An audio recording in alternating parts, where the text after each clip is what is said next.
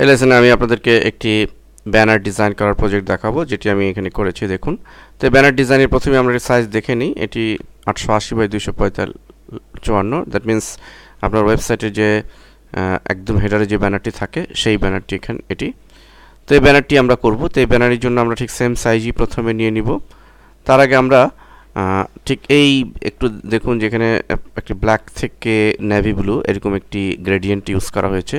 তো সেই গ্রেডিয়েন্টটির কালারটি মূলত এই কালার কোডটি এটি। তো আমরা এটি এই অবস্থা রেখে আমরা 800, আবার একটু দেখে নিই, 880 বাই 254, সরি 80 বাই 254। ওকে,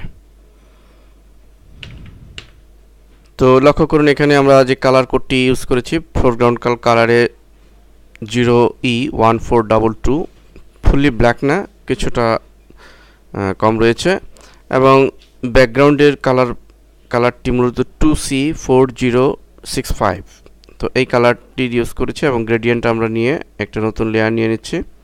এখানে যদি অন্য কোনো গ্রেডিয়েন্ট থাকে এটি ক্লিক করে প্রথমটি নিয়ে নিব, তাহলে আমরা আমাদের ডিফাইনকৃত যে গ্রেডিয়েন্ট সেটি পাবো।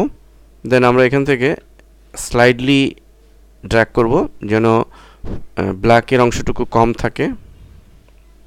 আমরা এই পর্যন্ত নিচ্ছি, আর একটু নিতে পারি। ওকে, দেন আমাদের ব্যানারটি যদি ফলো করি, এখানে একটি ল্যাপটপের ছবি। সো ল্যাপটপের একটি ছবি আমরা এখানে দিব। তো আমরা যে কোনো ল্যাপটপের ছবি এনে আমরা এখানে জাস্ট সেট করে দিব। তারপরে দেখুন এখানে দুটি শেপ তৈরি করেছি।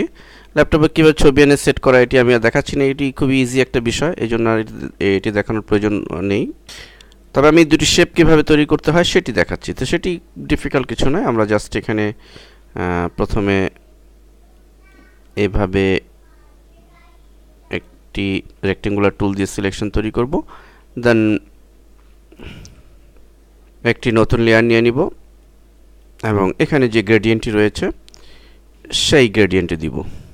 আমরা এখান থেকে হুবহু এই গ্রেডিয়েন্টটি যদি দিতে চাই, দেখুন ঠিক এই কালারটি FF7F21, এবং নিচে হোয়াইট, জাস্ট এটি দিয়ে আমরা গ্রেডিয়েন্ট টুলটি সিলেক্ট করব, এবং এখানে প্রথমটি সিলেক্ট করে নিব, দেন ড্র্যাগ করে দিব। That's all. আমরা এটিকে এভাবে একটু বড় করে নিব সাইজে, এবং এভাবে এন্টার দিব, এবং পাশাপাশি অল্টার চেপে আরেকটি কপি করব। এই